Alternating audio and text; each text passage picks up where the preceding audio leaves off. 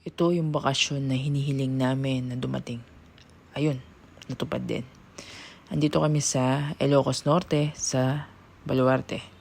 Nakakatuwa lang kasi nakikita nyo iba't ibang animals na pero nakakalungkot din kasi nakasabit sila dyan. Pero nakakatuwa kasi nakikita mo sila ng malapitan. Lalo na yan, yung bupalo na yan, lalo na yung rhino na yan, sobrang laki niya. Ang daming taong pumupunta para sa mga bata at sa mga piling bata kagaya namin. Sulit yung pagpunta namin dito. Kaya kung may time kayo, isama nyo ang Ilocos Norte na dalawin nyo. Maliban dyan, madami pa sila activities na pwede nyo gawin. Kaya try nyo na pumunta at magbakasyon kasama ang pamilya. Kahit mainit, sulit.